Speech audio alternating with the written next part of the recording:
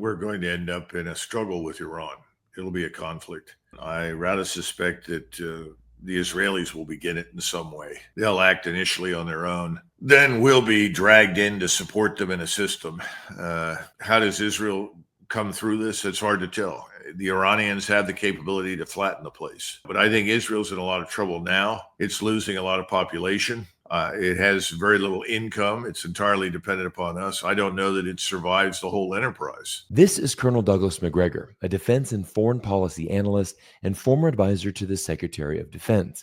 I sat down with the colonel and recorded this interview just hours before Israel launched its war against Iran, a war that now has escalated into the biggest and most dangerous international conflict threatening the future of our world. Nuclear warfare has never been closer than right now. And make no mistake, the U.S. government is firmly standing behind Israel's attacks against Iran. This was reported directly by the Times of Israel in this article, which reveals that the U.S. helped lull Iran into belief that no attack was imminent. But here is where things get interesting, because it's now becoming interestingly clear that the United States was closely involved in coordinating this attack with Israel, acting in full cooperation and perhaps even duplicity. Just hours after the strikes, Donald Trump posted, 2 months ago, I gave Iran a 60-day ultimatum to make a deal. They should have done it. Today is day 61. I told them what to do, but they just couldn't get there. Now they have, perhaps, a second chance. His message makes it obvious. This wasn't just Israel acting alone. It was a calculated move with full U.S. backing. This has now been confirmed by news platform Axios, who posted this incredible article revealing that Israel's strike on Iran was 8 months in the making. 2 Israeli officials claimed to Axios that Trump and his aides were only pretending to oppose an Israeli attack in public. We had a clear U.S. green light, one claimed. The goal was to convince Iran that no attack was imminent and make sure Iranians on Israel's target list wouldn't move to new locations. Netanyahu's aides even briefed Israeli reporters that Trump had tried to put the brakes on an Israeli strike in a call on Monday, when in reality, the call dealt with the coordination ahead of the attack, Israeli officials now say. The situation in the Middle East is now escalating faster than any of us could have predicted.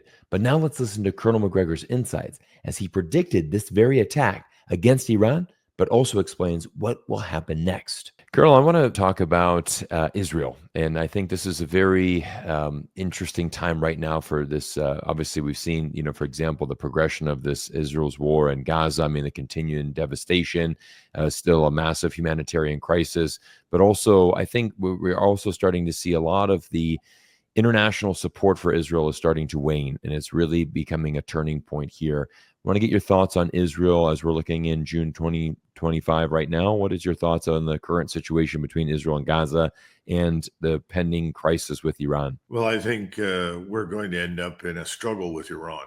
It'll be a conflict.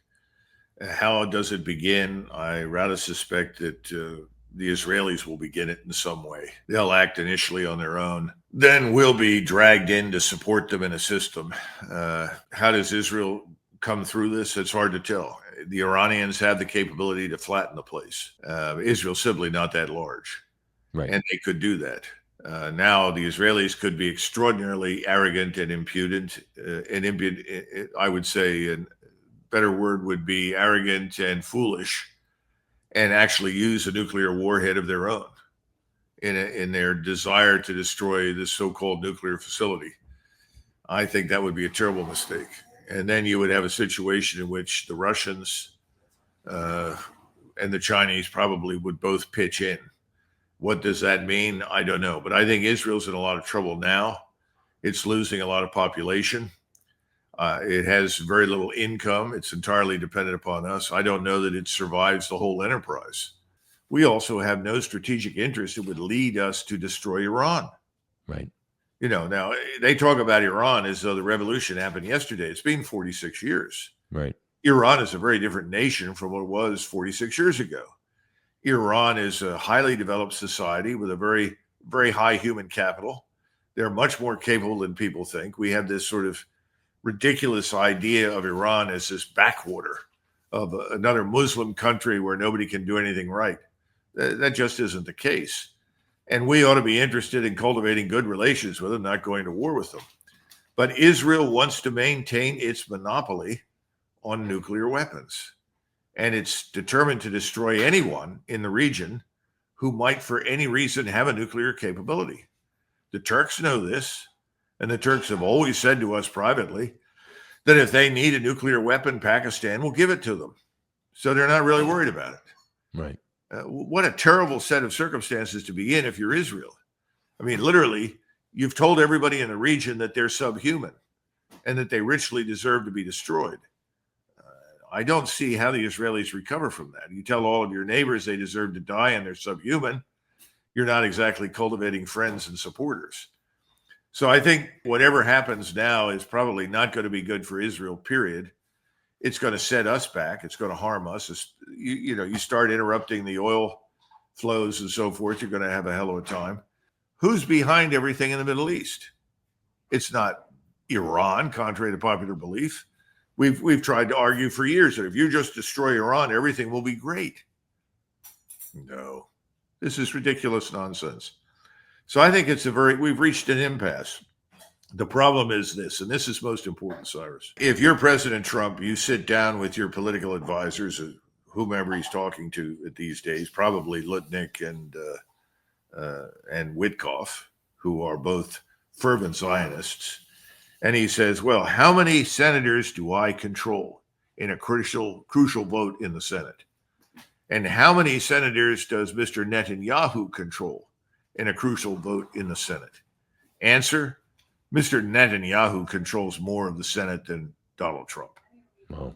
That's probably also true for the House. That's why Washington is this fantasy island. Everybody who lives there is stuffing their pockets full of cash that they get from various lobbies and kickbacks because of their support for military equipment going all over the world or the commitment of U.S. forces somewhere. Donald Trump doesn't seem to have any control over any of it. What can he do? I don't know if you saw him I think it was yesterday, where he was asked directly about Iran. Right. And I've seen him in person up close. And this was a very different Donald Trump. He sat there very sort of stone-faced. Well, what about Iran and the negotiations? What's happening? And he sits there and he says, well, they want to enrich uranium and they can't do that. We can't have that. And they have to give up some other things, meaning theater ballistic missiles and so forth. And they won't do that. So I think I've said it, and it's clear the consequences are very dire. And then he sort of sat there. Right. This is not a man who wants to go to war. Right. Of course not. He's never wanted to go to war against anybody. But what's he going to do now? He's essentially boxed himself in thanks to his wonderful advisors and his readiness to essentially unconditionally support anything Israel and its agents in this country want. He's stuck. So what's the answer? The answer is we're going to have a war with Iran. Would you say that the potential, this Israel-Iran, is this the most pressing international conflict at the moment right now? Has that overtaken Russia-Ukraine? Is this really our biggest worry at the moment? It's overtaken everything. Honestly, the situation in the Middle East has overtaken every other conflict and is the most pressing international security issue affecting not only the region, but if nuclear war begins, the entire world. Netanyahu, who has already lost international support over his devastating war crimes in Gaza, has now expanded them to new war crimes in Iran. And while Western governments justify Israel's attack on Iran as an act of self-defense, I want to leave you with a powerful insight from Mohammed El-Baradi, the Nobel Peace Prize winner and former Director General of the International Atomic Energy Agency. He was deeply involved in managing nuclear tensions in Iraq, Iran, and North Korea, and he warned European governments that targeted strikes against nuclear facilities are explicitly prohibited under Article 56 of the Additional Protocol to the Geneva Conventions, to which Germany and many other European countries is a signatory. Moreover, Article 2-4 of the UN Charter clearly states that the use of force in international relations is forbidden except in the cases of self-defense or when authorized by the UN Security Council. This escalation raises serious legal and moral questions for the international community to consider. Everyone, we're trying to give you the latest updates from the Middle East, but things are developing so fast. So make sure that you stay tuned as we continue to follow this unfolding situation. But do let me know what you think in the comments below. Do you believe that Israel's actions was an act of self-defense, Or is this a new dangerous precedent that has been set in the Middle East? As always, I want to thank you for watching, and I look forward to seeing you all in our next video soon.